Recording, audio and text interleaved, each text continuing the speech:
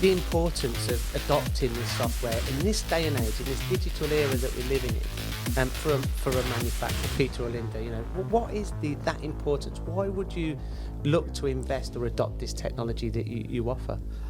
I think in the modern day and age, the importance of QAD for manufacturing businesses is to address the risks around disruption, and things change rapidly, and they keep on changing. And for a manufacturer to survive and to grow, you have to be adaptable. And do you think this is a changing environment that means the people or manufacturers who've been doing the same things for 20 years, 30 years, do you think they can continue doing that and stay competitive? In all honesty, no. I think we have a thing in QAD where we say it's not the big fish that survive by eating the small fish anymore. It's the fast fish that eat the small fish. And that's really a reflection of the rapidness of change. And over the last few years, people have seen things like avian flu and COVID and wars and different things come and go. And things just change so rapidly, and there are so many technological changes that people have got to keep up to date. They can't keep doing what they did 20 years ago. And let's try and ground it, and let's describe, I think, if you could please, Peter, what you would say kind of the traditional management of a workshop would be. If someone who's grown from a 2-person workshop 20 years ago and they've not changed their practices over years and years of growth, what would they be doing that you think could be definitely improved? So typically manufacturers that started 20 years ago and haven't, they may have grown, but not that much.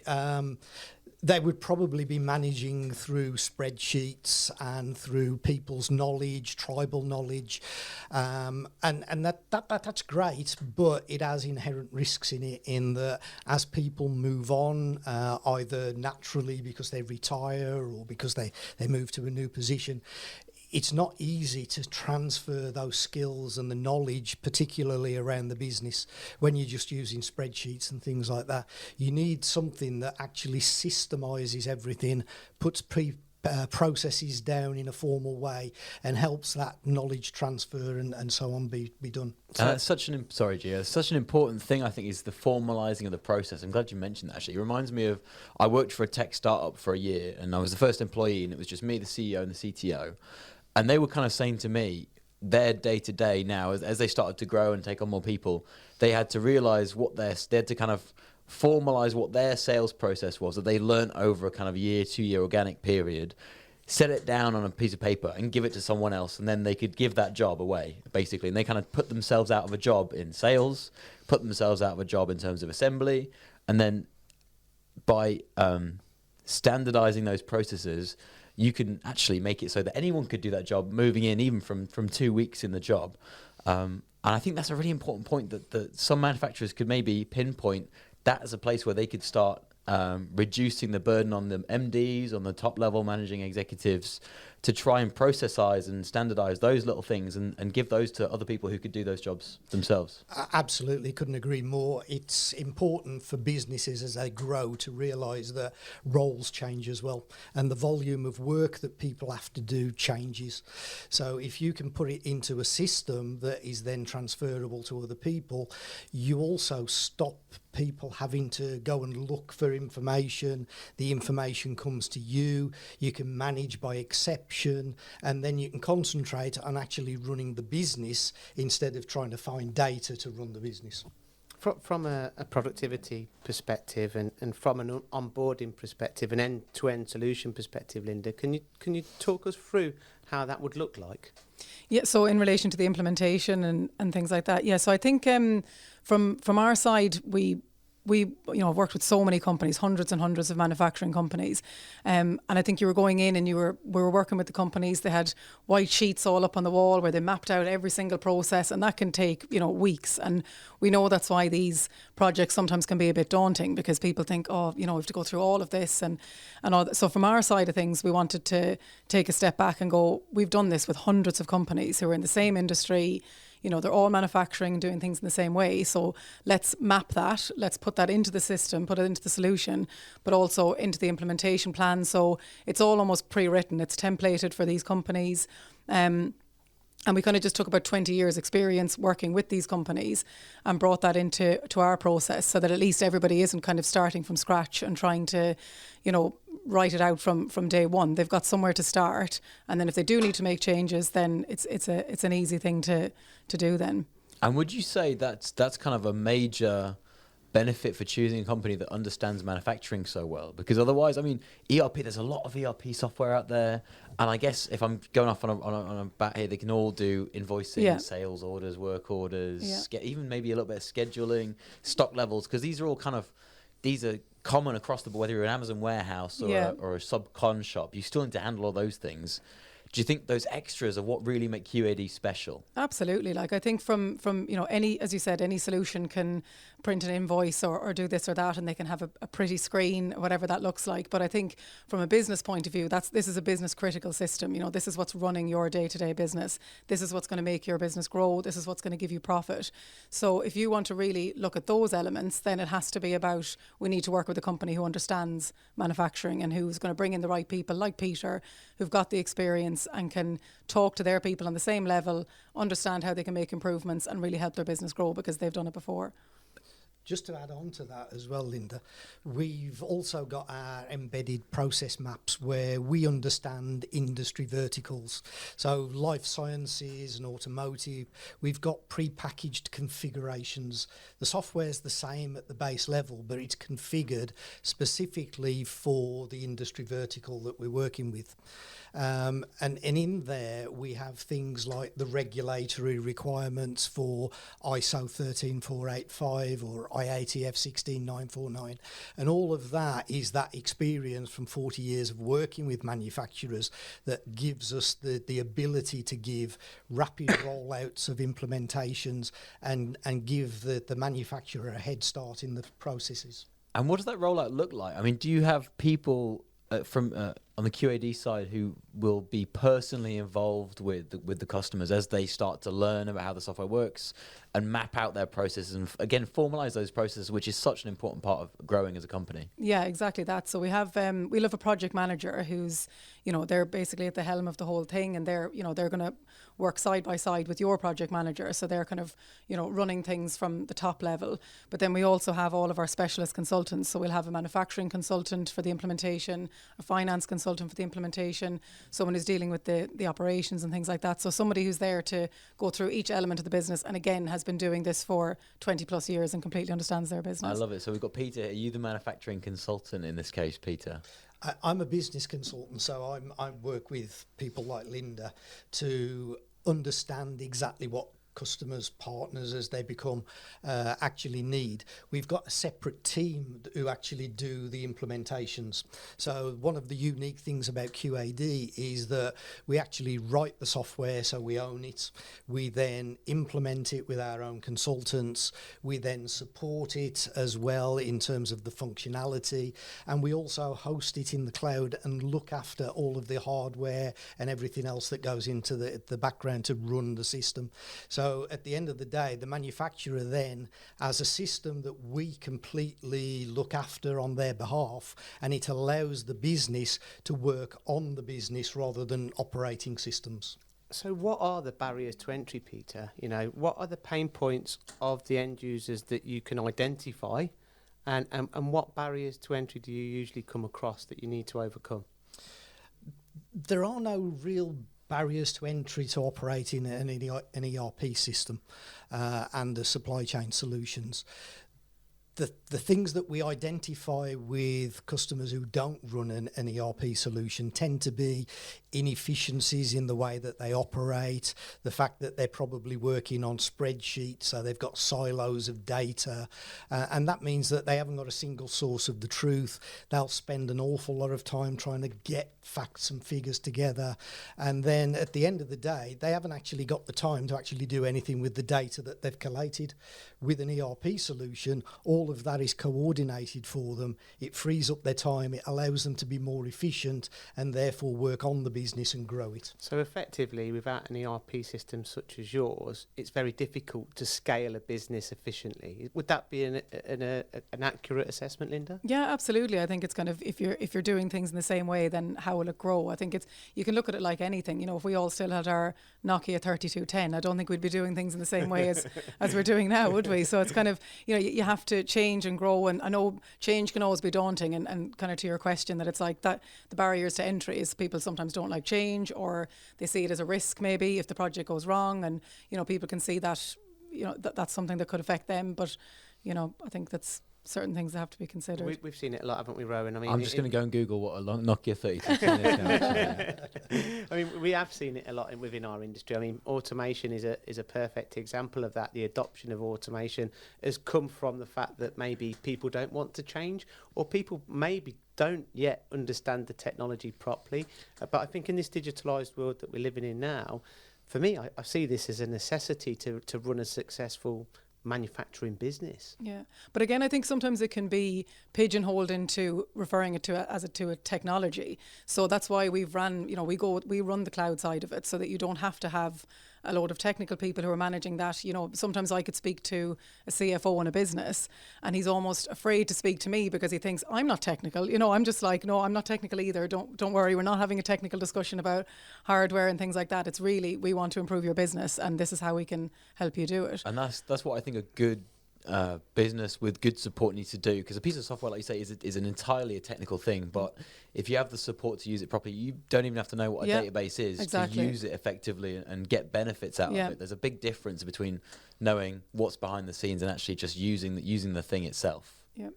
Absolutely. I mean, if you think about your mobile phone, to use Linda's analogy, if you worried about all the different stuff that went on in the background behind an iPhone, you'd never pick one up. You'd be scared to death of it.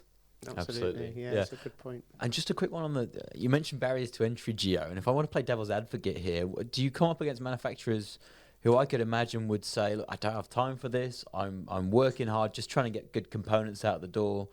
What would you say to people who don't think they've got the time or the energy to do what they might imagine is quite a long implementation process that once it's done will pay for itself, hopefully multiple times over, but it's that initial barrier? Yeah, I mean, an ERP project is a scary thought for some people, but QAD has got that 4 decades of experience. We've got these process maps.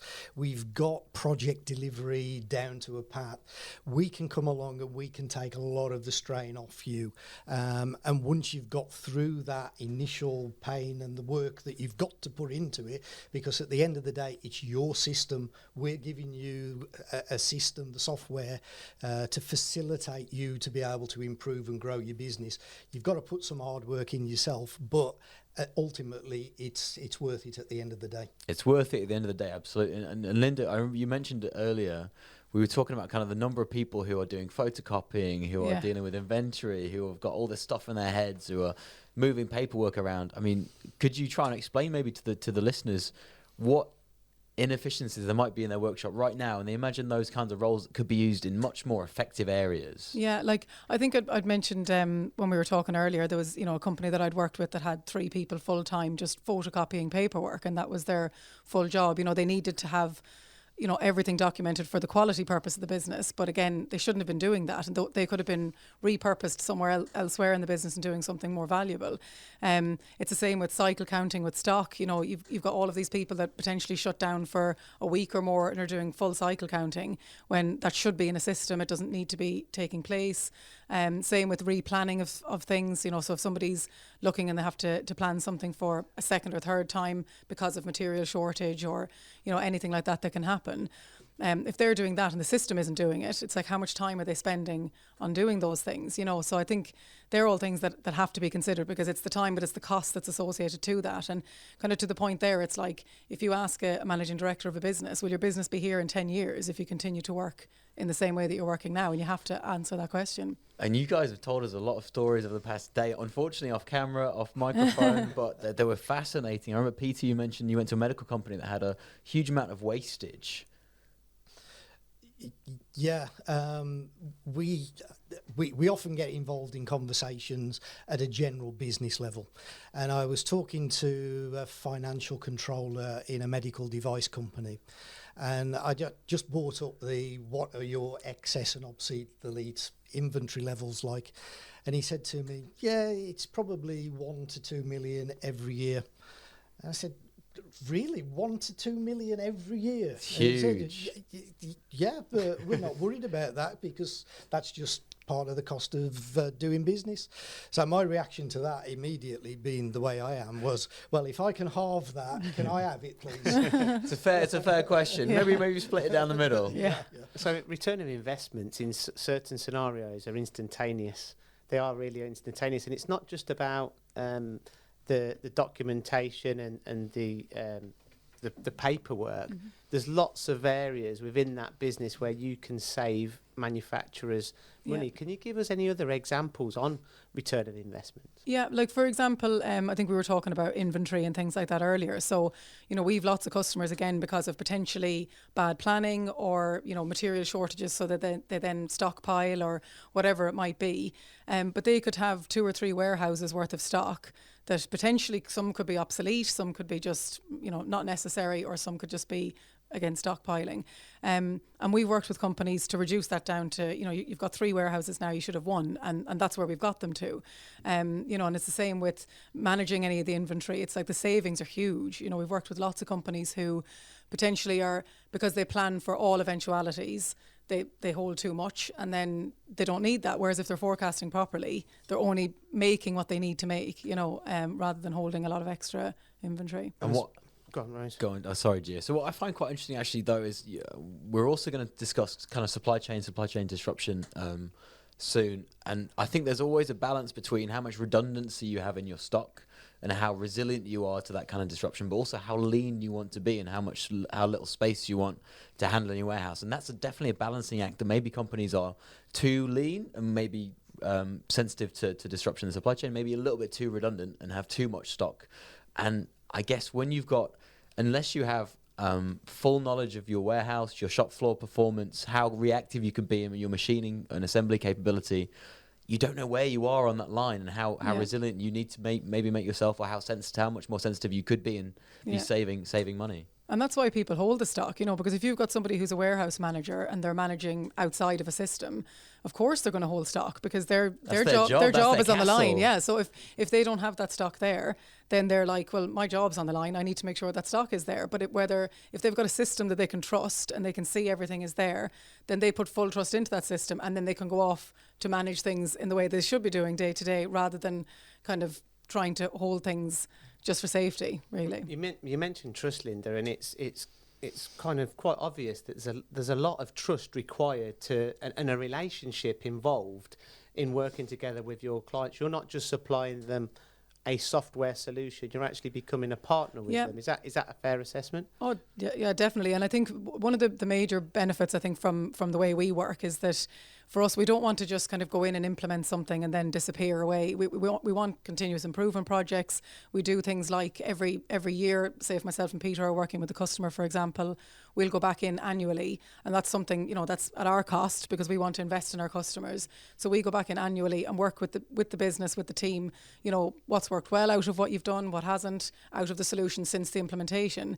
And then we start to look at, well, maybe you could start to bring this in, maybe this would benefit you. And then you get those continuous improvement projects, you get great momentum within the business because they can see all the improvements, their jobs are made easier, their lives are made easier, the business is more efficient, it's growing. So, for us, it's a kind of a win-win on both sides. And then it becomes that partnership and that real trusted relationship, and bringing people like Peter in with his expertise is always a big benefit for that. Well, Peter, you've certainly got some expertise. You've massively impressed me today. And one of the biggest points that I'm taking away from this as well, if I was a business owner, and you mentioned, Peter, that everyone is busy in their day-to-day tasks. As a business owner, you're also very busy running the business, but you've not got visibility in all areas of the business. So effectively, you're giving visibility to the owner of the business. And that visibility is priceless because that will identify the inefficiencies within the business, and that's where a lot of the return of investments are coming from. Because if you don't know where your efficiencies are, you can't measure your performance, can you? Absolutely, couldn't agree more. If you can't measure it, you can't improve it. So that's the fundamentals of it. And with QAD's ERP solutions, we've digitised all of that as well. So you haven't got to run around looking after pieces of paper and so on. It's a single source of the truth from end to end, including external to the four walls of the business as well, because it's great having complete control within the four walls of your own business. But if you're then blindsided by something that's happening on the supply chain side, goods coming in from suppliers and things like that, then ultimately you can't control what goes on inside the business as well. No, absolutely, and I think really we touched upon the supply chain in one of the technical corners, so make sure you tune into MTDCNC to watch that technical corner. But how important is the supply chain? I know we touched upon it briefly within this podcast, but can you go into a little bit more detail? Yeah, I mean, the supply chain is end-to-end with any manufacturing business. So it starts off with the customer and their demand and bringing that demand into the business and understanding what it is. So you need a solution that brings together all of the demand, allows you to start forecasting properly. Because if you can't forecast what you're going to need in the future, that means you can't tell your suppliers what you need in the future, and therefore you get caught out because you haven't got the materials available. So that's one end of the supply chain.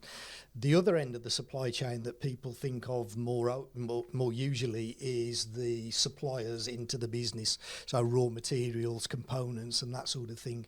So if you can give them a good heads up and forecast what you need in an accurate way, it gives them the biggest chance to be successful and provide you with the materials that you need on time, in full and all the rest of it. But that visibility is essential because, again, if there's a disruption in that supply chain, it doesn't just affect what you do within the four walls of your business, it also ultimately has a knock-on to your customers.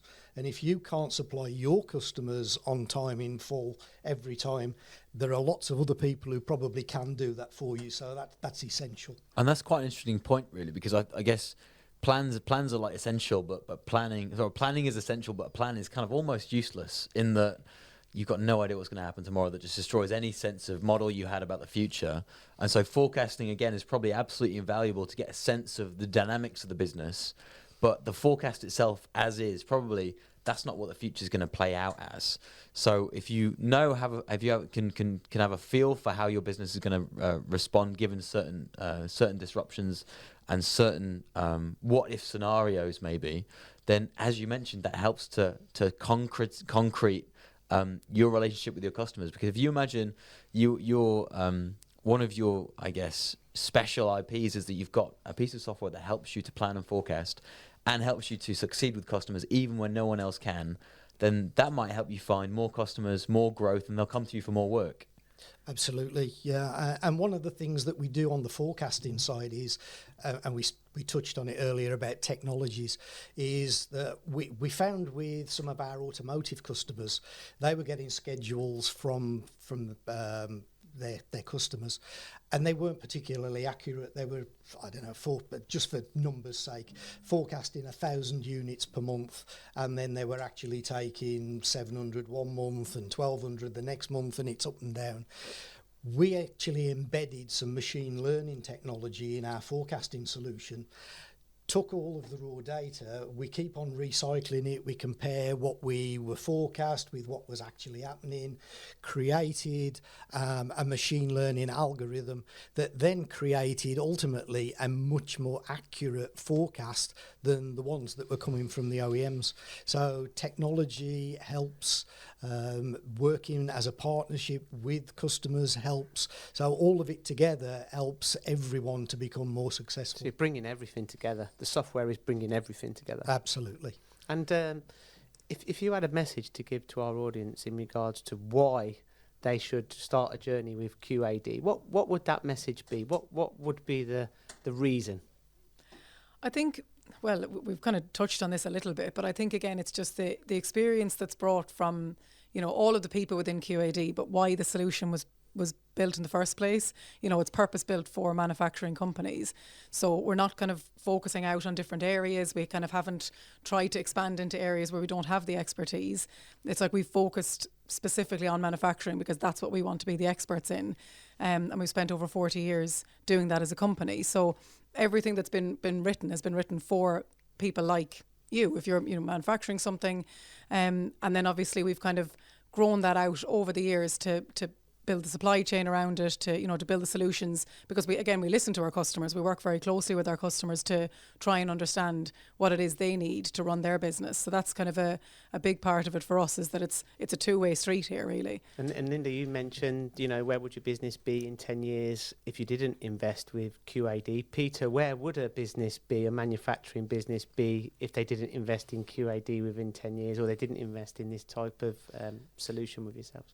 That's a really good question, and probably one that we can't answer, because if we could, then I'd be putting my lottery numbers in tomorrow and wouldn't need to be doing podcasts.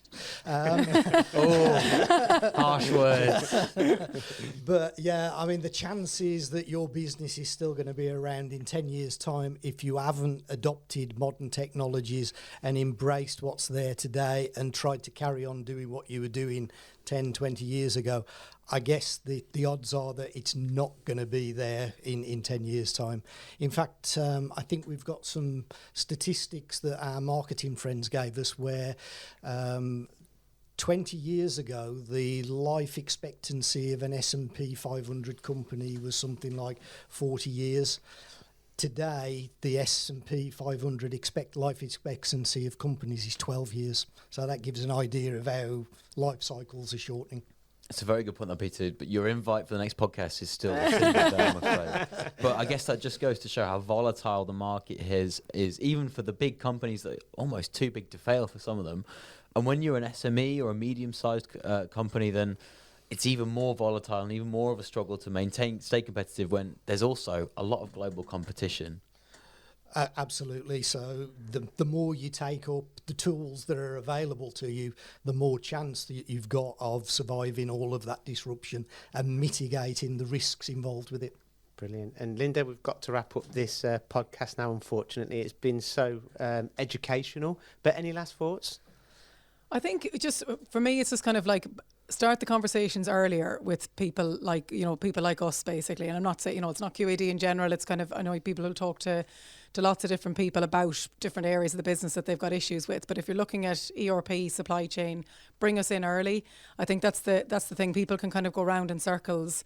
Again, I talked about the maps on the wall and things like that, and trying to do something that it's kind of our expertise rather than theirs. They're the manufacturers, and that's their role, and that's where they should really be spending their time. So bring people in, talk to us, be very open, because that partnership is so important. And we're there. We want to try and improve the business. We want to help the business grow. So I think just bring us in early, I think, is the key message from us. Thank you, Linda. Gio, I'd like to say thank you to MTD for inviting us here today. But you made a statement right at the start of the podcast about you're passionate about manufacturing. I think that's the heart of QAD, is that we are really, really passionate about manufacturing.